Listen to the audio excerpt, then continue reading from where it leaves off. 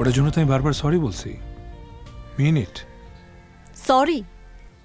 তোমার সরি কি পারবে সবকিছু সমাধান করে দিতে? সেটাই তো। কি মানে সরি বললেই কি সব সমস্যার সমাধান হয়ে যায়? না সরি বললেই সব সমস্যার সমাধান হয়ে যাবে? No sir no. এটা কত বড় অপরাধ! এটা একটা অপরাধ। বাই দ্য ওয়ে, কয়েকদিন যাবত নাটকের এই ক্লিপসটুকু দেখতে দেখতে আমি বিরক্ত, ক্লান্ত, হতাশ, ডিপ্রেশনে যাওয়া অবস্থা। মানে নিউজ ফিড রিফ্রেশ দিলেই এই ক্লিপস। আমার আগে অনেক রিলেশন হয়েছে, কিন্তু কখনো প্রেম হয় নাই। আসলে কি আছে এই ক্লিপসে? চলেন একসাথে দেখি। ফেসবুক খুললে কারণ তোমার জন্য যে ফিলিংস আমার কাজ করতেছে সেটা আগে কারোর জন্য করে নাই। মুরগি ধরার জন্য শিয়ালের প্রথম স্টেপ।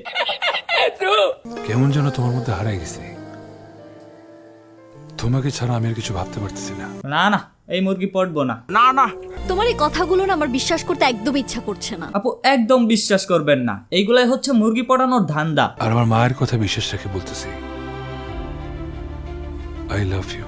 প্রীতম, আমি কি তোমার জীবনের ফার্স্ট লাভ? সিস্টার, আপনি কি পাগল হয়েছেন? না মানে তাইলে এই যুগে এসে আপনি 90 দশকের মতো ভালোবাসা চাচ্ছেন? আমি কার জীবনের সেকেন্ড লাভ হতে চাই না।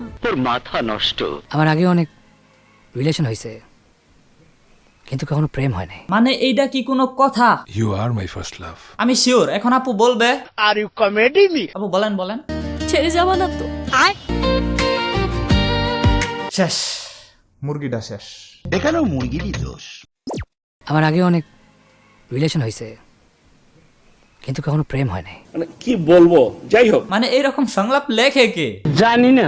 যে এই সংলাপটা লিখছে ওরে জুতা খুললা মোজার গন্ধ শোকানো উচিত। সঠিক বলেছেন। আর এই আপুর কথাটা একবার ভাবেন, কি নিষ্পাপ। মানে নায়ক কি সেরা ভেরা একটা ডায়লগ দিল আর সাথে সাথে নায়িকা পটে গেল। ছেড়ে যাবা না তো? এরকম একটা মেয়ে যদি আমার ব্যাটার বউ হতো। Reels, but the reality is এরকম একটা মেয়ে যদি আমার বউ হতো। আরে বাপ রে।